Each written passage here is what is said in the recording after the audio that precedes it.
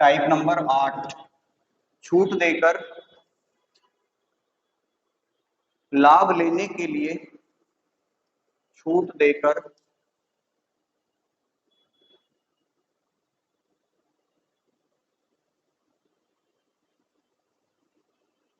लाभ लेने के लिए अंकित मूल्य निर्धारित करना।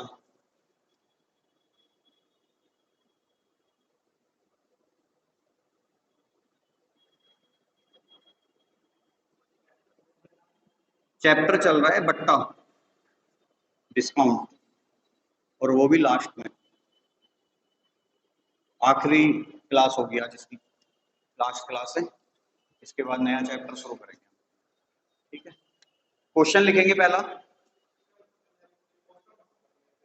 तुम पहले क्वेश्चन लिख लो, लास्ट में पूछ लेना इसे, क्योंकि आज पहले ही 10 मिनट लेट है क्लास। एक पुस्तक विक्रेता, क्वेश्चन लिखेंगे, एक पुस्तक विक्रेता, लिख लो सवाल है,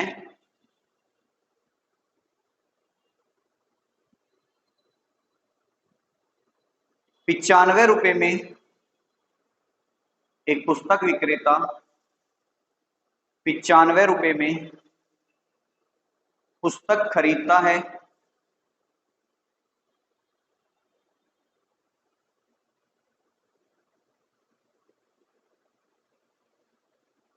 5% की छूट देकर,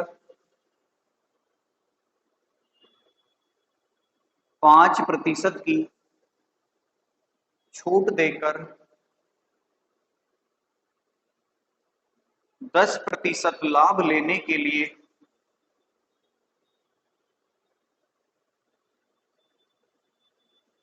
उसे पुस्तक पर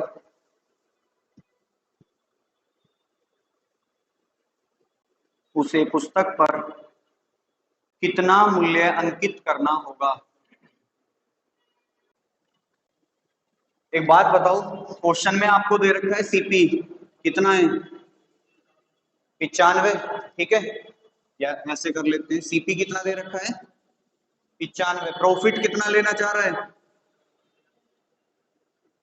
10% लेना चाह रहा है, डिस्काउंट कितना दे रहा है, क्वेश्चन में दिया हुआ है ना 5%। अब मुझे ये बताओ प्रॉफिट किस पे मिलता है, सीपी पे मिलता है भाई, जो लाभ और हानि होती है वो हमेशा क्रय मूल्य पे होती है, और डिस्काउंट किस पे मिलता है, वो हमेशा मिलता है एमआरपी पे। ठीक है, अब मुझे बताओ कोई चीज मैं 95 रुपए में खरीद के लाया था, तो क्रय मूल्य कितना है 95, लाभ कितना लेना चाह रहा हूं 10% का, तो एसपी कितना हो जाएगा 110/100 हो जाएगा। यहां से जब हम इसे कैलकुलेट करेंगे तो क्या निकल के आएगा, विक्रय मूल्य निकल के आएगा, और हमें क्या निकालना है, अंकित मूल्य निकालना है। अब मुझे विक्रय मूल्य से अंकित मूल्य निकालना है, क्या करें, उल्टा चलना पड़ेगा। मैंने बताया था आपको कि सीपी, एसपी और एमपी, ठीक है, सबसे पहले कोई चीज बन के तैयार होगी, फिर क्या होगा, उसका मूल्य निर्धारित करा जाएगा, फिर कहीं जाके वो बिकेगी। ठीक है, यही तो होता है। अब हमें क्या, हमारी चीज पहले ही बिक चुकी है, हमें क्या निकालना है, एमपी निकालना है, तो हमें तो वापस जाना पड़ेगा, तो हम उल्टी गुना करेंगे, एसपी से एमपी निकालने के लिए हम क्या करेंगे, इसमें उल्टी गुना करेंगे। और उल्टी गुना कैसे, अब डिस्काउंट हमेशा क्या होता है, नुकसान होता है, 100 में से माइनस होता है, लेकिन हमें उल्टा चलना है, तो 100 में से 5 कम करोगे 95, देखो 100 से 100 कट गया, 95 से 95 कट गया, आंसर आ गया 110 रुपए। तो सीपी से एसपी निकाला, सीधी सीधी गुना, 95 गुना प्रॉफिट और लॉस को जोड़ के बटे 100, इंटू एसपी से एमपी निकालना है, तो 100/95। नोट करो इसे, सेकंड क्वेश्चन करेंगे फिर, सेकंड क्वेश्चन लिखेंगे, बोलो। एक दुकानदार, एक दुकानदार 460 रुपए में, एक दुकानदार 460 रुपए में एक सामान खरीदता है,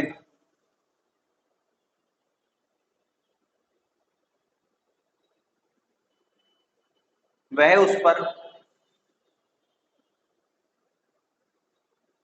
8% छूट देकर भी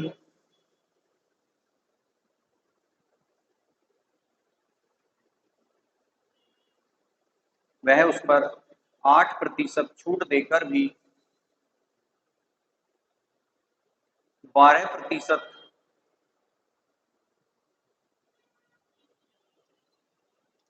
12% लाभ लेने के लिए 12% लाभ लेने के लिए कितना मूल्य अंकित करे। ठीक है, एक होता है सीपी। पहले तो ये बताओ ये सीपी होता क्या है? इसे हिंदी में बोलते हैं क्रय मूल्य। ठीक है, 2-4 मिनट फालतू लगेगी।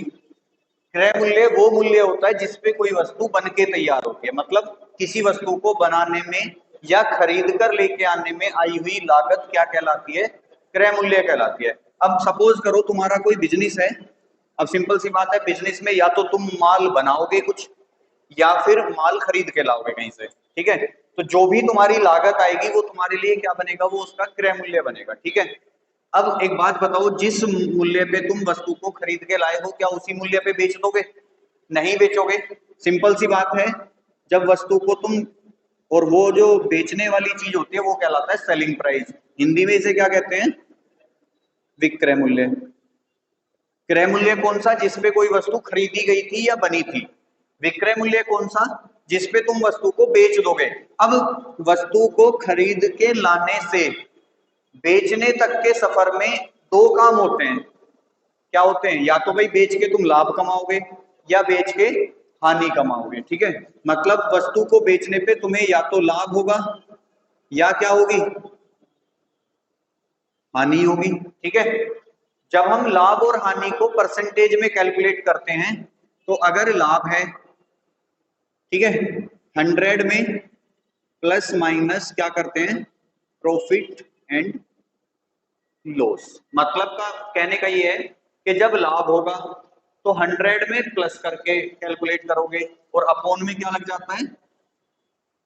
100 लग जाता है। ठीक है, क्योंकि परसेंटेज होता है ना, ये तो प्रॉफिट और लॉस परसेंटेज होता है, परसेंटेज हटाएंगे तो 100 लग जाएगा। तो जब आप किसी चीज को बेचोगे, अगर लाभ हो रहा है तो 100 में प्लस कर दोगे उस प्रतिशत लाभ को और बटे 100 करके कैलकुलेट कर लेंगे। जैसे सपोज करो 500 रुपए की चीज थी और तुम्हें उसे बेचने पे चाहिए 20% का क्या? प्रॉफिट चाहिए। ठीक है, तो तुम बेचोगे कैसे उसे? कि भाई 500 गुना 120 बटे 100। तो देखो 20% का प्रॉफिट था तो 100 में क्या कर लिया हमने? प्लस कर लिया। ठीक है, तो 120। अब इसे जब हम काटेंगे तो विक्रय मूल्य कितना आएगा? 600 रुपए आएगा। सपोज करो इसी 500 रुपए की चीज पे तुम्हें बेचने पे हो जाती 20% की हानि। ठीक है, तो हम इसे कैसे कैलकुलेट करते कि 500 गुना, अब 100 में से 20 कम करते कितना आता? 80 बटे 100। तो यहां आ जाता आपका 400 रुपए। ये क्या है आपके? ये है आपके विक्रय मूल्य। कब? जब 20% पे बेचा तो 500 की चीज 600 में बिकी, जब 20% हानि पे बेचा तो 500 की चीज 400 पे बिकी। ठीक है, अब ये तो था जब हम क्रय मूल्य से विक्रय मूल्य निकाल रहे थे। सपोज करो तुमसे कोई कह देता कि एक वस्तु है जो 600 रुपए की बिकी थी, ठीक है, उसका क्रय मूल्य बताओ, तो कैसे करेंगे? देखो ये सेम क्वेश्चन है बिल्कुल कि भाई यहां हम क्या कर रहे थे? सीपी से एसपी निकाल रहे थे, तो हमने सीधा सीधा चला कि भाई जो ये वाली वैल्यू है ये कैलकुलेट कर दी कि भाई 100 में प्लस करके प्रॉफिट को बटे 100 कर दिया तो हमारा क्या आ जाएगा? एसपी आएगा। जब हमें एसपी से सीपी निकालना होगा तो ये सारी चीजें अपोजिट चली जाएंगी कि भाई 20% के लाभ पे तो बिकी है लेकिन हमें एसपी दिया हुआ है, एसपी से सीपी निकालना है, तो हम जो गुना करेंगे वो अब 100 ऊपर आ जाएगा और 120 नीचे चला। भाई जैसे यहाँ पे 120 ऊपर था 100 नीचे था, तो यहाँ पे क्या हो जाएगा? उल्टा चलने पे 120 नीचे पहुंच जाएगा, 100 ऊपर चला जाएगा। क्यों? क्योंकि सीपी जो होता है वो 100% होता है। ठीक है, अब जीरो से जीरो कट जाएगी, 12 पंजे 60 और 50 ढाई कितना होता है? आ गया ना वही वैल्यू। अब कह दो कि भाई वो चीज 400 रुपए में बिकी थी और हानि हुई थी कितने की? 20% की। अब ये कितना हो जाएगा? 100 बटे 80, क्योंकि 80 बटे 100 से एसपी आता था। अब देखो जीरो से जीरो कट गई, 8 पंजे 40 और 100 पंजे कितने होते हैं? 500। मतलब कहने का ये है कि जो मैं समझाना चाह रहा हूँ कि जब तुम्हें सीपी से एसपी जाना है तो जो ये 100 वाली वैल्यू रहेगी वो हमेशा नीचे रहेगी और जो प्लस माइनस वाली वैल्यू रहेगी वो ऊपर रहेगी। जब कभी एसपी से सीपी जाना है तो ये चीज उल्टी हो जाती है कि 100 वाली वैल्यू जो नीचे थी वो ऊपर आ जाएगी और जो प्लस माइनस वाली वैल्यू है वो नीचे आ जाएगी। ये तो थी सीपी और एसपी की बात, लेकिन हम जो पढ़ रहे हैं वो एमपी पढ़ रहे हैं। अब मुझे एक बात बताओ, जो बट्टे वाला चैप्टर होता है उसमें दो चीजें चलती हैं, एक एमपी होता है और एक एसपी। एमपी क्या होता है? आपका अंकित मूल्य, और विक्रय मूल्य एसपी तो विक्रय मूल्य ही रहेगा। अब मुझे एक बात बताओ, इन दोनों में से पहली चीज कौन सी होगी? पहले अंकित मूल्य आएगा या विक्रय मूल्य आएगा? अंकित मूल्य आएगा। क्यों? क्योंकि भाई पहले किसी चीज का मूल्य निर्धारित किया गया होगा तभी तो बेची गई होगी। तो जब तुम अंकित मूल्य से विक्रय मूल्य पे जाओगे तो हमेशा सीधा सीधा चलना है। सीधे सीधे चलने का मतलब होता है 100 नीचे और 100 माइनस डिस्काउंट परसेंट और बटे कितना? 100। क्यों? क्योंकि भाई अंकित मूल्य पे हमें हमेशा मिलता है डिस्काउंट, और डिस्काउंट हमेशा होता है नुकसान। ठीक है? क्यों? क्योंकि डिस्काउंट में हमेशा दुकानदार के पैसे कम होते हैं। ठीक है? तो 100 में से डिस्काउंट को माइनस करेंगे, वो ऊपर, और डिस्काउंट वो 100 जो प्रतिशत वाला है वो नीचे। लेकिन अगर हमें विक्रय मूल्य से निकालना पड़ जाए क्या? अंकित मूल्य, तब यही चीज पलट जाएगी कि भाई 100 आ जाएगा ऊपर और नीचे क्या आ जाएगा आपका? 100 माइनस डिस्काउंट परसेंट। ठीक है? अब ये पूरा का पूरा जो फॉर्मेट है ना, ये हमारे क्वेश्चन पे चलेगा। कैसे चलेगा? क्वेश्चन में देखो दिया हुआ है आपको क्या, कि भाई 460 रुपए क्या है वस्तु का? अंकित, अंकित नहीं है, क्रय मूल्य है। बताओ क्वेश्चन, अब क्वेश्चन पे आ गए हम, कि एक व्यक्ति 460 रुपए में कोई वस्तु खरीद के लाता है। अब खरीदना क्या होता है? क्रय करना। अब कितने में खरीद के लाया? 460। ध्यान रखना, जब सीपी होगा ना तो सीपी से आप एसपी ही निकालोगे हमेशा। सीपी से कोई और वैल्यू आएगी नहीं, सीपी से हमेशा क्या आएगा? एसपी आएगा। और कितने लाभ पे बेच रहा है वो? से 8% के लाभ पे बेच रहा है। अच्छा, 12% के। अब बताओ मुझे, सीपी में एसपी का लाभ परसेंट कितना है? 12% है। तो 100 में कहा है? देखो ये वाला, सीपी से एसपी निकालना है तो 100 प्लस प्रॉफिट, प्रॉफिट ही तो ले रहा है वो। तो 100 प्लस प्रॉफिट परसेंट कितना है? 12%, यानी कि 112 बटे, अब ये वैल्यू जो आएगी वो क्या आएगा? हमारा विक्रय मूल्य निकल के आएगा। लेकिन हमसे क्या पूछा है? अंकित मूल्य पूछ रहा है। अब मुझे बताओ, विक्रय मूल्य से अंकित मूल्य निकालना है तो ये वाला कंसेप्ट भी लगाना पड़ेगा। भाई दोनों कंसेप्ट लगेंगे इसमें, क्योंकि पहले वो विक्रय मूल्य निकलवा रहा है फिर अंकित मूल्य निकलवा रहा है। अब बताओ, ये जब कैलकुलेट करोगे तो क्या आएगा? विक्रय मूल्य आएगा। अब विक्रय मूल्य से क्या निकालना है? अंकित मूल्य। तो विक्रय मूल्य से अंकित मूल्य निकालने के लिए क्या करते हैं? वापस जाना पड़ेगा। वापस जाने के लिए 100 ऊपर, और डिस्काउंट कितना है? 8%, यानी कि 92। ठीक है? अब देखो 100 से 100 कट जाएगा, कट जाएगा नंबर। देखो 46 दूनी 92 और 46 दाई 460, 2 से इसे काटोगे 5 बार। अब 112 पंजे 500। एक छोटे से सवाल को समझाने के लिए देखो कितना बड़ा बोर्ड भर गया। ये चीजें भी देखो, जो नए हैं वो एक बार इन्हें नोट कर लेना इसी तरीके से फॉर्मेट बना के, कि एरो इधर जा रहा है तो ये वाली चीज नोट करना, एरो वापस आ रहा है, हाँ ये वाला कौन सा था वो वहां है, फिर ये वाला। ये तो मैंने कैलकुलेट करके दिखाया था, तुम्हें इसे मत करना। ये सब चीजें तो देखा।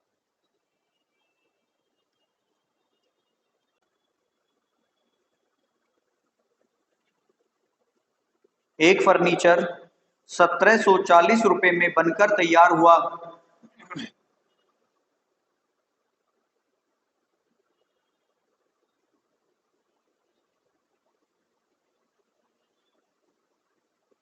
15%, 15% लाभ लेने के लिए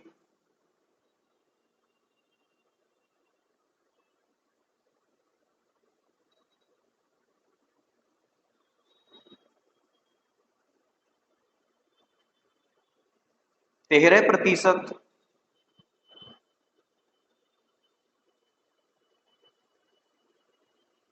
छूट पर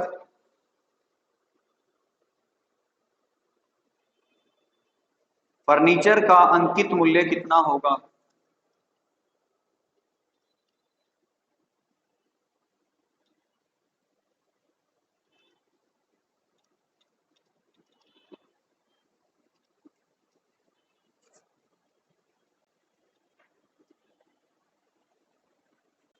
सीपी कितना है क्वेश्चन में? 1700 आपको पता है सीपी से हमेशा कौन सी वैल्यू आएगी? एसपी आएगी। लाभ कितना ले रहा है? कितना? तो गुना, हो गया था यहां तक। एसपी से हमेशा क्या आएगा? एमपी आएगा। कितने की छूट दे रहा है? 13% छूट दे रहा है ना, तो 100/87 यही आ रहा था। तो फिर आगे क्यों नहीं हुआ? ये कट गया, 5 का पार्ट आता है 87 दूनी 174 होते हैं, सही बात है। 80 दूनी 160, 7 दूनी 14, ये भी कर सकते हो। और एक कितनी आ जाएगी? 0। और 115 का डबल कितना होता है? 230। भाई 115 का डबल तो 230 ही होता है ना। और 115 डबल है और 0 कितनी है? एक। इतना सा सवाल, बहुत आसान है। बस कैलकुलेशन पहाड़े, स्क्वायर, टेबल, ये याद होनी चाहिए। भाई देखो, कैलकुलेशन अगर सुधारनी है तो मैं बार बार बोल रहा हूं आप लोगों से कि 3 चीजें तो आपको कम से कम याद होनी चाहिए। एक तो टेबल आपकी 25 तक, ठीक है। दूसरा स्क्वायर आपके कहां तक? कम से कम 30 से 40 तक स्क्वायर, और जो स्क्वायर रूट होते हैं ना वो 30 से 40 तक। और क्यूब आपकी कम से कम 25 तक या 20 से 25 तक। ये 3 चीजें तो आपको जरूर आनी चाहिए। कैलकुलेशन तभी स्ट्रोंग होगी आपकी, अदरवाइज आप कैलकुलेशन में हमेशा फंसोगे। अब जैसे इन्होंने कर रखा था 87 दूनी 174, आप भी तो कर सकते थे उससे, ठीक है। लेकिन कहां से करें जब हमें डबल करना भी नहीं आता नंबर को। नेक्स्ट क्वेश्चन लिखो। उस सोफा सेट का अंकित मूल्य ज्ञात कीजिए। उस सोफा सेट का अंकित मूल्य ज्ञात कीजिए जिसकी लागत 3320, जिसकी लागत 3320 रुपए है और उस पर 17% की छूट देते हुए 17% की छूट देते हुए 21% का लाभ लिया जाता है।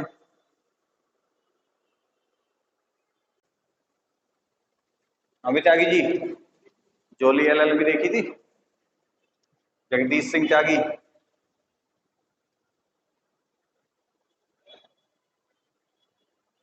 बताना सीपी कितना है? 3320।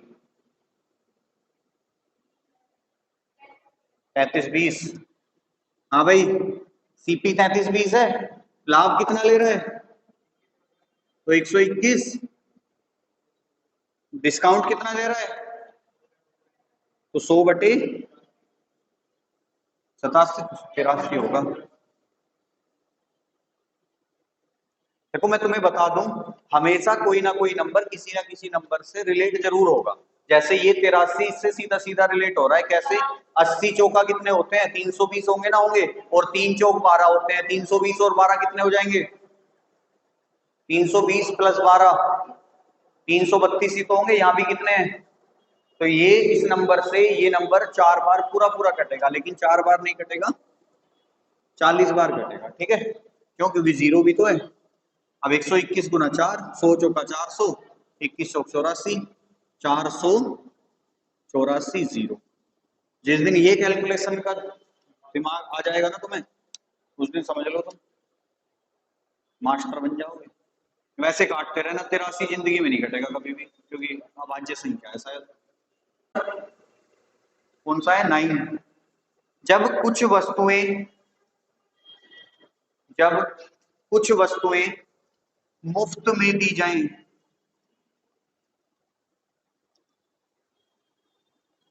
जब कुछ वस्तुएं मुफ्त में दी जाएं, ठीक है, यानी कि टाइप नंबर आ जाएगा आपका 9। हाँ वही वाला ही।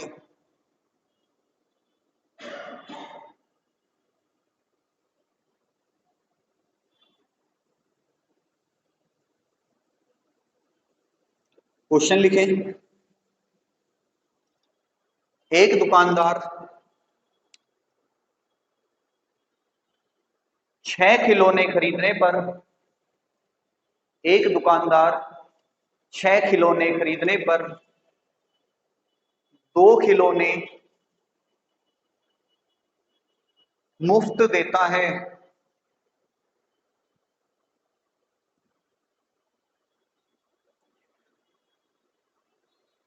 तो बताइए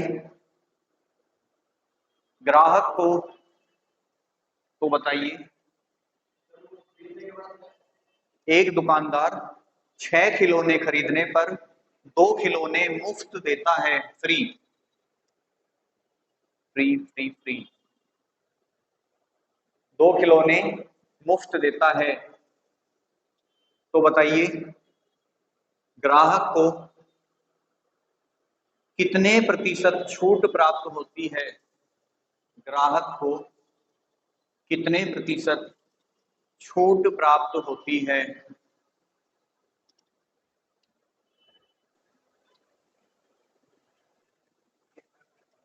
देखो, खरीद के कितने लाए थे तुम, खरीदा कितना था 6, फ्री कितना मिला 2, दुकानदार की जेब से कितने गए, 2 ही गए थे बस, दुकानदार की जेब से कितने गए 8 चले गए ना भाई, 6 के तो तुमने पैसे दिए, 2 उसने फ्री दे दिए, तो दुकानदार की जेब से तो ये 8 सामान चले गए ना, ठीक है, लेकिन पैसा कितने का दिया तुमने 6 का दिया, तो कितने का डिस्काउंट मिला, डिस्काउंट तो फिक्स है वही 2 का ही मिलेगा, लेकिन मिला कितने पे, दुकानदार की जेब से जितना गया उस पे ही तो डिस्काउंट मिला, तो दुकानदार की जेब से कितना गया 8 गुना 2 चौ, ठीक है जी, क्या हो गया, फ्री की वस्तुएं बटे, ये कोई फॉर्मूला नहीं है, बस याद रखने के लिए लिखवा रहा हूं मैं, कुल वस्तु गुना डिस्काउंट प्रतिशत बराबर, ठीक है, कि फ्री कितनी थी, वो तो 2 ही थी, कुल कितनी वस्तुएं गई उसकी जेब से 8 गई, गुना 100,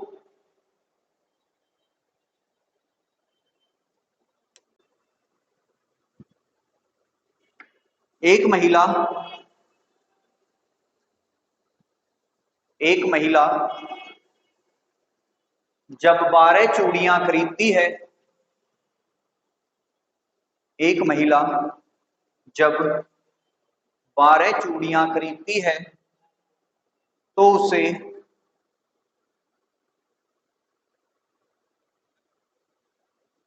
3 चूड़ियां मुफ्त में मिलती हैं,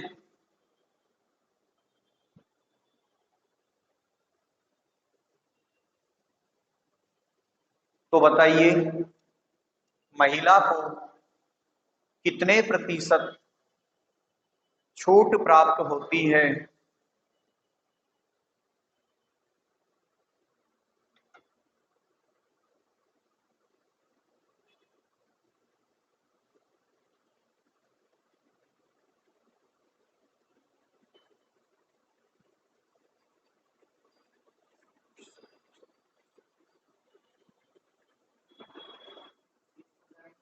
हाँ जी बिल्कुल बताइए एकदम,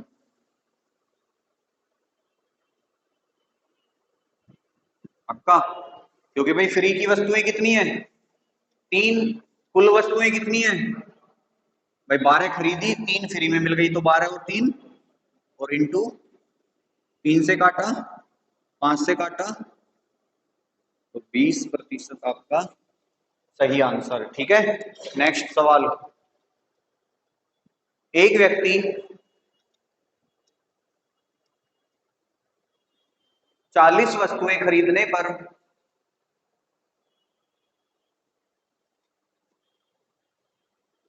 5 वस्तुएं मुफ्त देता है, 40 वस्तुएं खरीदने पर 5 वस्तुएं मुफ्त देता है, छूट प्रतिशत ज्ञात कीजिए। का भाई फ्री की वस्तुएं कितनी है कुल कितनी है भाई? 40 के पैसे दे दिए, 5 फ्री में आ गई, 5 निम 45 गुना, तो 5 से इसे काटोगे 9 बार, 9 से जब 100 को डिवाइड करोगे तो देखो 9 इसे 11 बार पूरा पूरा काट देगा। अगर नहीं कट रहा है तो देखो 9 एकम 9, बचा कितना है यहाँ पे 1, 9 एकम 9, बचा कितना है यहाँ पे 1, 1 ऊपर छोड़ दो, नीचे नीचे, या फिर 11 निम 99 होते हैं, सीधा सीधा पता है भाई 9 इसे 11 बार काट देगा, 11 से ही 1 शेष बच गया, 9 नीचे, सीधा सीधा आंसर। नेक्स्ट लिखो आगे। कैसे जी? हाँ जी, नहीं एक ही आएगा आंसर, तो दोनों है ना, 100/9 भी आंसर होता है और 11/1, क्योंकि दोनों की वैल्यू एक ही है, दो वैल्यू कैसे दे देगा वो? ये कह दो तो ये भी यही है और ये कह दोगे तो ये, ठीक है ना, ऐसे नहीं होगा। हाँ यहाँ तुम्हें मिलेगा 11 सही 1/9% और एक मिलेगा 9 सही 1/11%, कंफ्यूज करने के लिए, उनका ध्यान रखना है। हाँ अगर नीचे 11 है तो वहां 9 आएगा। हाँ नेक्स्ट लिखो क्वेश्चन, विविध प्रश्न, बस लास्ट 3-4 क्वेश्चन करने हैं ये में। एक दुकानदार 800 रुपए निर्धारित मूल्य वाली कुर्सी, एक दुकानदार 800 रुपए निर्धारित मूल्य वाली कुर्सी 10% तथा 15% के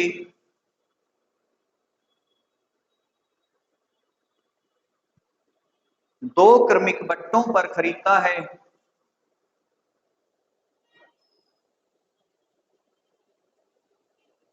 और उसकी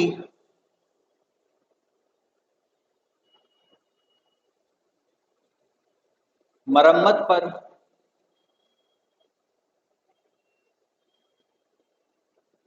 28 रुपए खर्च करता है,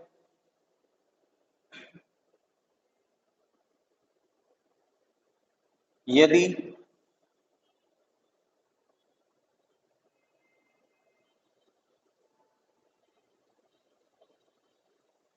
वह इसे 800 रुपए में बेचे, यदि वह इसे 800 रुपए में बेचे तो दुकानदार का लाभ प्रतिशत ज्ञात कीजिए। मतलब डिस्काउंट दिया जा रहा है 2 बार लगातार, सक्सेसिव डिस्काउंट जिसे बोलते हैं। भाई आपको क्या दे रखा है? एमपी दे रखा है ना, कि मार्क प्राइस दिया है, निर्धारित मूल्य क्या होता है? मार्क प्राइस होता है, कितना है? अब आपको ये भी पता है कि जो डिस्काउंट होता है वो हमेशा एमआरपी पे मिलता है, ठीक है। पहला डिस्काउंट कितने का है? 10% का, और मैंने ये बताया कि डिस्काउंट हमेशा 100 में से माइनस होगा, तो कितना बचेगा? 90/100। दूसरा डिस्काउंट कितने का है? 85, यानी कि 85 बचेगा, ठीक है। 2 जीरो से ये 2 जीरो कट गई, इस जीरो से ये जीरो कट गई, 5 दूनी 5 से इसे काटा 17 बार, 5 से 2 से इसे काटा 4 बार, ठीक है। अब हमारे पास जो वैल्यू बच रही है वो बच रही है कितनी? 17 गुना 9 गुना 4, 17 चौका 68 और 68 गुना 9, बता दो है जी। 9 अट्ठे 72 का 2, 9 छिक्की 54 और 7 61, 612। मतलब 800 रुपए एमआरपी वाली वस्तु को कितने रुपए में खरीद के लाया है वो? 612 रुपए में, और 28 रुपए का क्या करा है उस पे? मरम्मत। तो ये भी तो उसका खर्चा ही है भाई, खरीद के कितने में लाया? 612 में, 28 रुपए उसकी मरम्मत पे खर्च कर दिए, तो ये क्या आ गया? उसका कुल खर्चा आ गया कि नहीं? कितना हो गया ये? 630, 640। भाई ये क्या आ गया? उसका कुल खर्चा आ गया। बेच कितने में रहा है? अब तुम बताओ, 640 में कोई चीज खरीद के 800 में बेच रहे हो, कितने रुपए का लाभ है? कितने पे?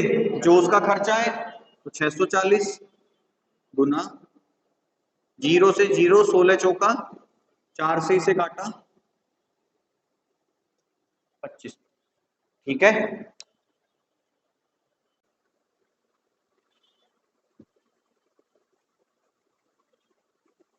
एक फर्नीचर की कीमत,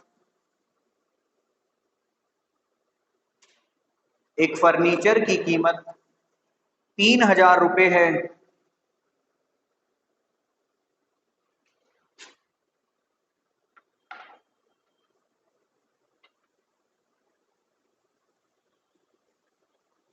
एक फर्नीचर की कीमत 3,000 रुपए है। इस पर 20% का बट्टा काटकर, 20% का बट्टा काटकर उसके मूल्य में, 20 का नहीं, हाँ 20% का बट्टा काटकर उसके मूल्य में 10% की वृद्धि कर दी जाती है। 10% की वृद्धि कर दी जाती है।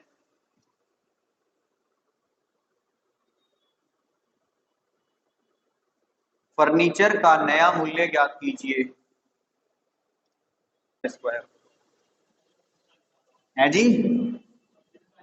3240 आ रहा है। क्यों, कितने, एमआरपी कितना है? एमआरपी कितना है भाई? 3,000 है। डिस्काउंट कितना मिल रहा है? तो 20, 80/100। अब जब ये डिस्काउंट मिला उस पर फिर मूल्य बढ़ा दिया, कितना बढ़ाया? तो 110/100। 4 जीरो ऊपर है ये रही, और 4 जीरो ये खत्म हो गई। बस इनकी गुना करनी है आपस में, करो।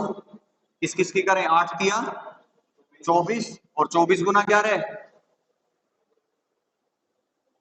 264। जीरो कितनी बच रही है? 1। बस 3200 कैसा आ गया था भाई?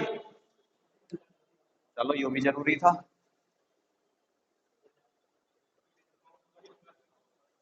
हमेशा ध्यान रखना, डिस्काउंट कभी भी प्लस नहीं होगा, कभी भी प्लस नहीं होगा। ये तो बस इसमें तो उल्टा और सीधा चल रहा है। जहां भी डिस्काउंट लिखा आ जाए ना, समझ लेना 100 में से माइनस ही करना है, फिक्स है ये। प्लस केवल क्या होता है? प्लस हमेशा केवल, हमेशा और केवल तो एक ही बात है। प्लस केवल और केवल प्रॉफिट होगा, ठीक है। बाकी हर चीज माइनस होनी है, प्लस हमेशा और हमेशा क्या होना है? प्रॉफिट होना है। 100 में जब भी तुम किसी चीज को प्लस करोगे ना, बस ये देख लेना वो केवल और केवल क्या होगा? प्रॉफिट परसेंट होगा। इसके अलावा हर चीज आप माइनस कर देना।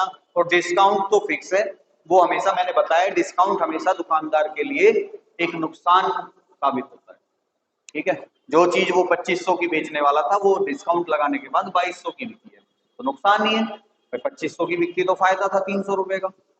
नेक्स्ट क्वेश्चन लिखो एक और।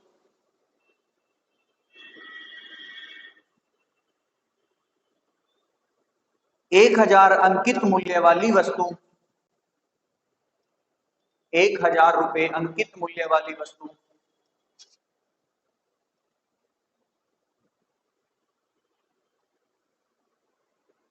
10%, कोमा लगा के फिर लिखेंगे 10%। हाँ जी, हाँ जी, कोमा लगा के लिखेंगे 30%। 10 10 30, 30। या 20%, कोमा लगा के फिर 20%, और कोमा लगा के 10%। मतलब पहला है 10 10 30, और दूसरा है 20 20 10। प्रतिशत के बट्टे पर उपलब्ध है, लाभदायक बट्टे पर उपलब्ध है, लाभदायक बट्टे पर वस्तु खरीदने के लिए, सॉरी हाँ, वस्तु खरीदने पर, लाभदायक बट्टे पर वस्तु खरीदने पर ग्राहक को कितने रुपए की बचत होगी? कल आसान चैप्टर शुरू करें या टफ? आसान करा दें? चलो आसान करवा दें। 76 आ रहा होगा। हाँ भाई, पहले वाली वस्तु वस्तु का रेट तो सेम ही है, ठीक है भाई, पहली भी 1000 में रहेगी, दूसरी भी, लेकिन बट्टे अलग अलग हैं। पहले वाली पे कितना है, तो 90/100, 90/100 और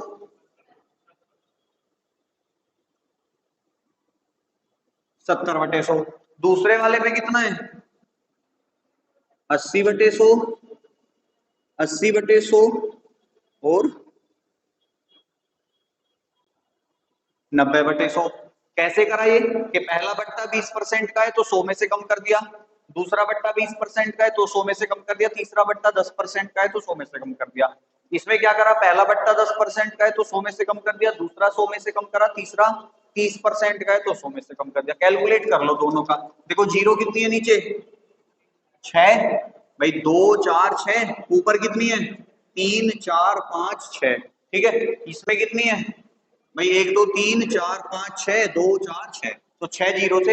हमेशा ध्यान रखना ये जो गुना में नंबर आता है ना, ये ऊपर वालों के साथ रहता है हमेशा, ठीक है। कि जो ये अगर हम इसे आगे ऐसे करेंगे तो ये ऐसे चलेगा, इसी को इसे भी ऐसे करेंगे तो ये 1000 इसके ऊपर आएगा, भले ही नीचे लिखने में लिख गया हो। देखने में ऐसा लग रहा होगा कि ये इनके साथ है, लेकिन होता क्या है, ये एक्चुअल में ये रहता है ऐसे। हाँ, 1000/1 बन जाता है वो, इस तरीके से गुना में चलेगा फिर, ठीक है। तो इससे कंफ्यूजन मत होना, ये तो खत्म हो गया था। अब गुना करनी है, देखो 9 9 81, 81 सत्ते 567। देखो 81 का पहाड़ा भी आता है मुझे, तुम्हें आता है, इतना ही होता है ना। अब कैसे करोगे, देखो 9 9 81, 81 गुना 7, 8 सत्ते 56 होता है ना, लेकिन ये 8 नहीं है, ये 80 है। अगर मैं इसे पढ़ूंगा तो ये 8 नहीं पढ़ा जाएगा, क्योंकि देखो ये यूनिट डिजिट है, ये 10th प्लेस है, और 10th प्लेस पे जो नंबर आता है वो 10 20 30 40 50, अगर 8 है तो 80 गिना जाएगा। अब 80 सत्ते कितने, अगर 8 सत्ते 56 है तो 80 सत्ते 560 होंगे, और एक सत्ते कितना होगा, 7, 560 और 7 कितने हो जाएंगे, 567। लेकिन ये होगा कैसे, ये स्पीड से करना पड़ेगा, लेकिन प्रैक्टिस से आएगा, ये एकदम नहीं आएगा कि गुरुजी ने कर दिया चलो मैं भी करता हूँ आज, ठीक है। 8 अट्ठे 64, 64 गुना 9, ये कितना आएगा, अब इसे भी कर लो, 6 9 54 540, और 9 चौक 36, 540 और 36 576। अब क्वेश्चन ने कहा है भाई, पहले बट्टे पे जब वो वस्तु खरीद रहा है तो कितने में खरीदी जा रही है, 567 में। दूसरे बट्टे पे जब वस्तु खरीद रहा है तो कितने में खरीदी जा रही है, 576। लाभदायक बट्टा कौन सा है, ऊपर वाला है या नीचे वाला है, नहीं, बट्टा किसको मिलता है, ग्राहक, और क्वेश्चन में भी ग्राहक के लिए पूछा है कि लाभदायक बट्टे पर वस्तु खरीदने पर, तो लाभदायक बट्टा कौन सा है, ऊपर वाला है नीचे वाला है, नीचे वाला है। अगर मैं तुम्हें दो ऑप्शन दूं कि भाई 1000 रुपए की चीज तुम्हें एक तो इस रेट पे मिल रही है, एक इस रेट पे मिल रही है, तुम कौन सी पे लेना पसंद करोगे, अभी तो तुम नीचे वाला बता रहे थे। सिंपल सी बात है, ऊपर वाला लाभदायक है भाई, जिसमें कम पे मिलेगी वही तो लाभदायक है। लेकिन उसने पूछा है कि लाभदायक बट्टे पे वस्तु खरीदने पर कितने रुपए की बचत करेगा, तो 567 की, अगर 576 की जगह 567 में खरीदूंगा तो कितने रुपए की कमी आएगी, 67 और 3 70 और 6, तो जो इसका एग्जैक्ट आंसर है वो 9 रुपए, क्योंकि उसने कहा है कि लाभदायक बट्टे पे खरीदने पर कितने रुपए बचा लेगा, तो 9 रुपए तो बचा लेगा। एक सवाल और करो,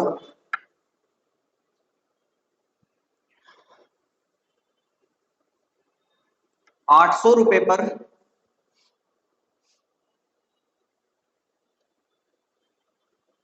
40% की छूट, 800 रुपए पर 40% की छूट तथा इसी मूल्य पर, तथा इसी मूल्य पर 36% तथा 4%, इसी मूल्य पर 36% तथा 4% की दो क्रमागत छूट का अंतर ज्ञात कीजिए। छूट का अंतर पूछ रहा है, विक्रय मूल्य मत निकाल देना, क्वेश्चन को ध्यान से पढ़ लेना। उसने डिस्काउंट का पूछा है केवल, यहाँ विक्रय मूल्य नहीं निकालना, माइनस मत करना, सीधा सीधा गुना कर दो, 800 का 40% और 800 का जो भी है वो 800 की कितने परसेंट, कितना आएगा?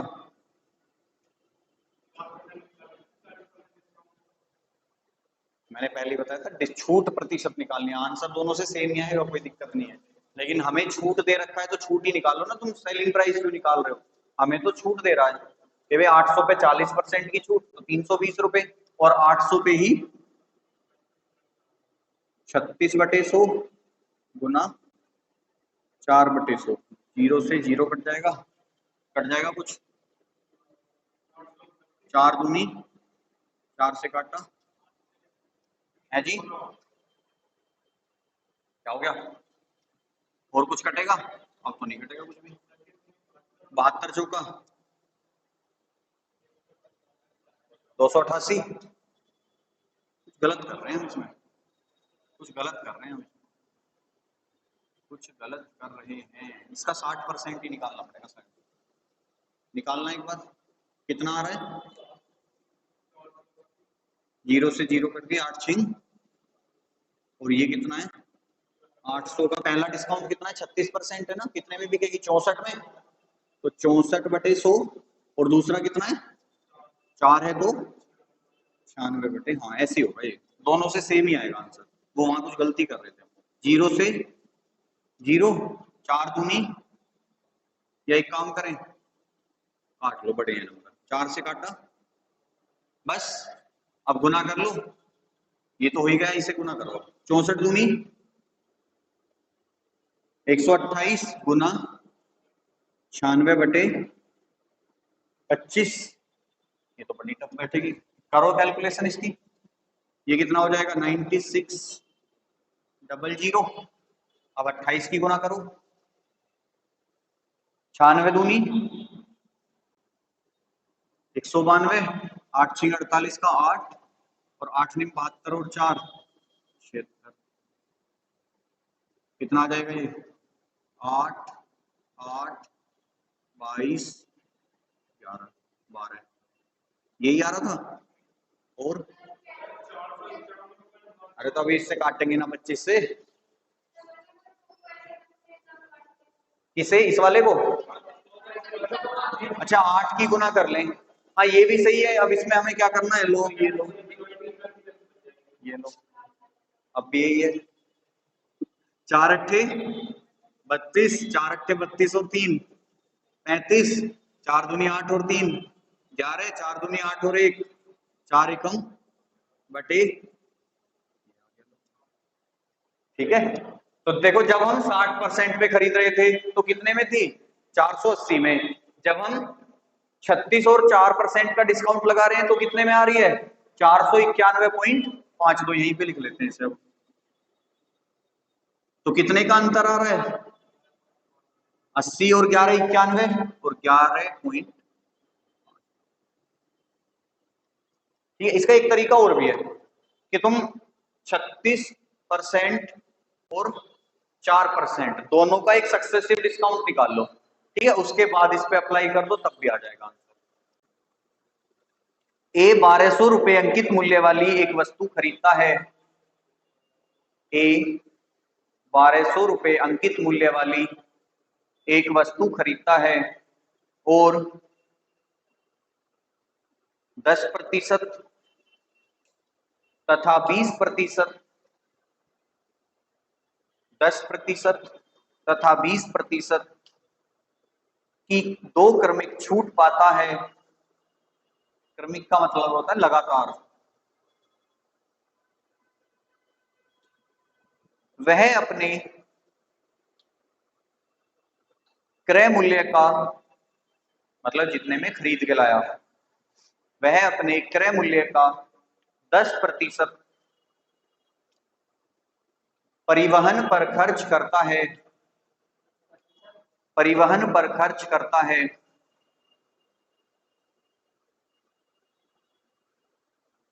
10% परिवहन पर खर्च करता है, तो बताइए वह इस वस्तु को, वह इस वस्तु को किस मूल्य पर बेचे, किस मूल्य पर बेचे कि उसे 15% का लाभ हो।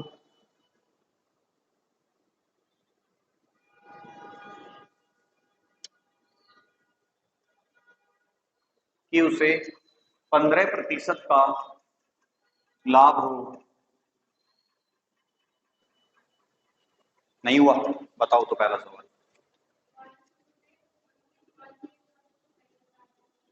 देखो एमआरपी कितना है?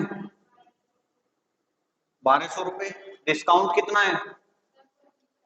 तो एक बार 90 और एक बार। बात क्लियर? नींद में बताओ, मुझे भी आ जाएगी। नहीं तो नींद में बताओ, मुझे भी आ जाएगी।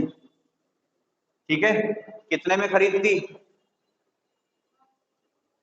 कितना आ रहा है? 800। 12 निम्मा 108। हाँ 8 अट्ठे 64। ठीक है जी भाई, 12 की गुना करी 9 से 108 बन गया, और 108 की गुना करोगे 8 से, तो 8 अट्ठे 64 का 4, 8 जीरो हासिल वाले 6, और 8 एकम 8। मतलब 800 रुपए में उसे क्या पड़ गई वो, जितने में वो खरीद के लाया उसे। आगे क्या कह रहा है? तो क्रय मूल्य क्या है उसका? 864।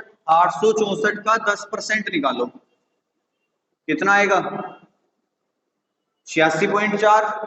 तो ये इसमें क्या हो जाएगा? ऐड हो जाएगा। कितना हो गया अब? 6 और 4 10 की 0, 8 6 14 और 1 15 का 5, और 8 और 1 इतना ही हो रहा है। अभी हर्ष देखना एक बार, तुम भी जोड़ लो एक बार। 864 प्लस 86.4 इतना ही आ रहा है। पहले तो 5 नहीं आएगा, यहाँ 4 आएगा। ठीक है, क्योंकि ये 4 ही रहेगा। ये तो ये उसका हो गया। आगे क्या कह रहा है फिर?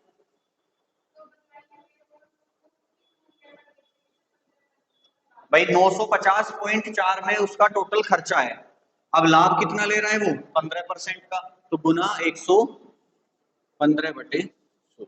पॉइंट हटाएंगे, नीचे 0 आ जाएगी। देखो 5 से ये नंबर कटेगा जरूर। ठीक है, 5 दूनी 10, और तुम्हारा 5 दिया, 5 से इसे काटा 20 बार।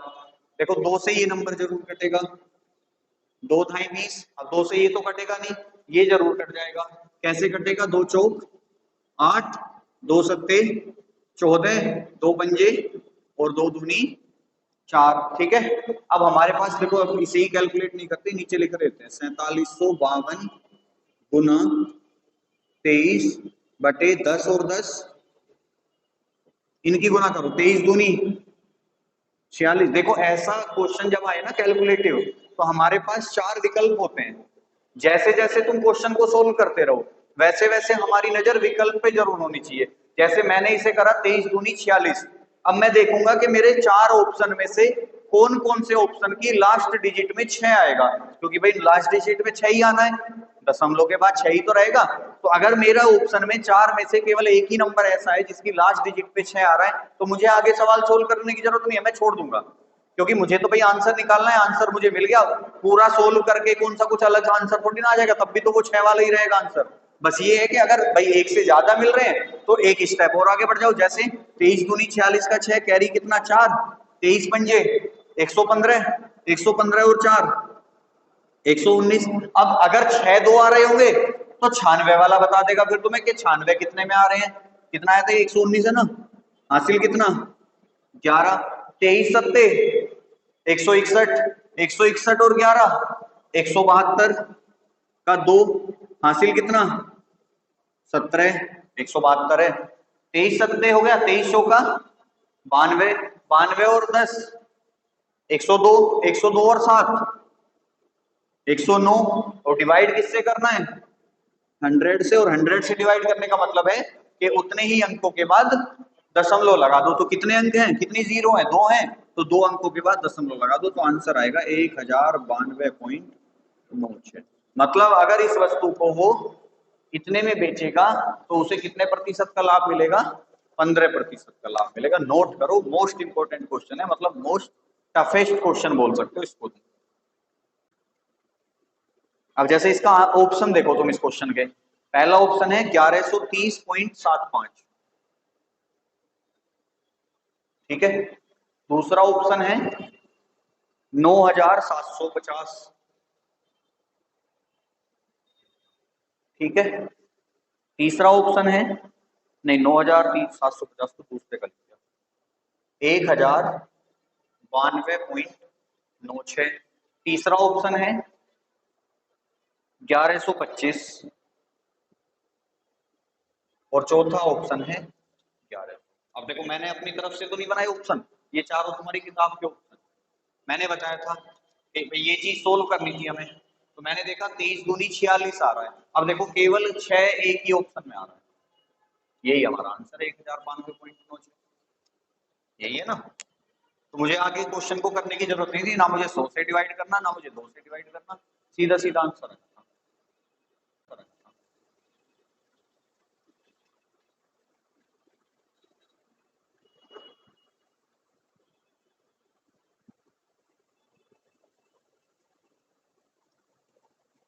नेक्स्ट वाले का आंसर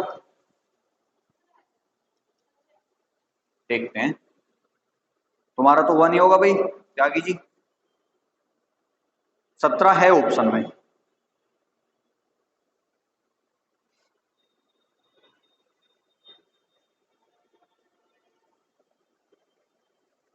सत्रह ही है शायद आंसर, बिल्कुल 17% आंसर है। पढ़ लो बेटे, जिंदगी सुधर जाएगी, वरना बिगड़ी तो पड़ी है, हैं? इसे क्या बिगाड़ेगा कोई। क्यों यार, हटा दो इसे, बस आखिरी क्वेश्चन और झेल लो तुम आज का। कल नया चैप्टर चलाएंगे और बहुत बढ़िया, और कैलकुलेशन पे आधारित चैप्टर है पूरा। अगर कैलकुलेशन आती होगी तो चैप्टर बहुत आसान है, नहीं आती होगी तो बहुत टफ है जी। नहीं ब्याज नहीं कर रहे अभी, प्रतिशत से थोड़ा सा तुम्हें छूट दे रहा हूँ अभी, है जी। हाँ वही तो, प्रतिशत में ज्यादा परेशान हो गए तुम, लगातार 3 चैप्टर से प्रतिशत ही प्रतिशत पढ़ते आ रहे हो, उसमें भी प्रतिशत आ जाएगा फिर 5% ब्याज, 10% ब्याज, 15% ब्याज। तो ब्याज से तुम्हें थोड़ी देर के लिए मुक्ति दिलाऊंगा मैं, लगभग 1 हफ्ते के लिए, 1 हफ्ते बाद शुरू करेंगे फिर से। चलिए भाई, क्वेश्चन में हमें दिया है दूसरा क्वेश्चन, हाँ तो बताओ। देखो निर्माण लागत होगी 100%, मान लिया हमने, कितने परसेंट अधिक अंकित करता है, तो 130 अंकित करी होगी। आगे बताओ,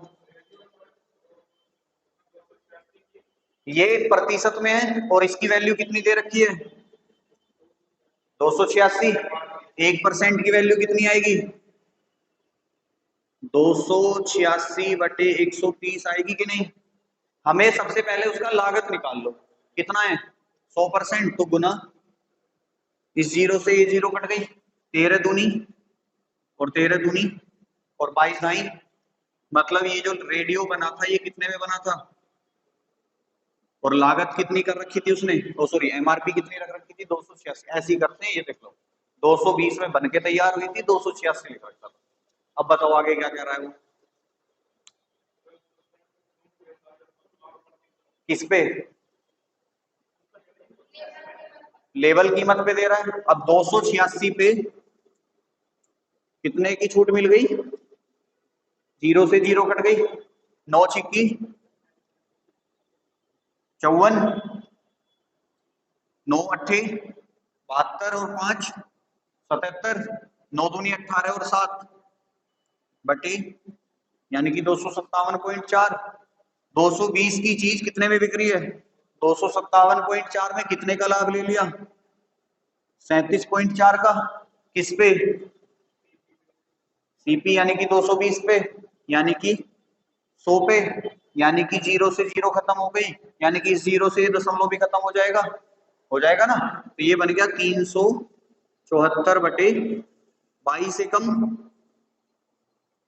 कितना होता है 22, शेष कितना बच गया 15, और 22 सत्ते होते हैं 154। अच्छा मैं ये सोच रहा हूँ, मैं डायरेक्ट भी तो कर सकता था इस सवाल को, बिना लेवल कीमत लिए कि भाई सीपी कितना है 100, एमपी कितना है 130, डिस्काउंट कितने का दिया 10% का है ना, 13 निम्मा 117, 100 की चीज 117 में बेच दी, कितने का लाभ ले लिया 286 की जरूरत ही नहीं पड़ेगी। जब भी कभी तुमसे प्रतिशत में सवाल पूछ लेना तो ऐसे भले ही कुछ भी नंबर दे रखा हो उसने, छोड़ दो 100 मान के सवाल सोल्व कर लो। भाई यही आ रहा है ना, देखो दोनों से आंसर सेम आ रहा है, उससे भी सेम आ रहा है आंसर 17%, ये रहा, और इससे भी आंसर 17% ही आ रहा है। यहाँ हमें दुनिया भर की कैलकुलेशन करनी पड़ी थी, वहां हमें कुछ भी नहीं करना पड़ा। तो जब भी प्रतिशत में सवाल घूम रहा हो ना तुम्हारा, तो ऐसे ही इधर उधर से प्रतिशत जोड़ दो,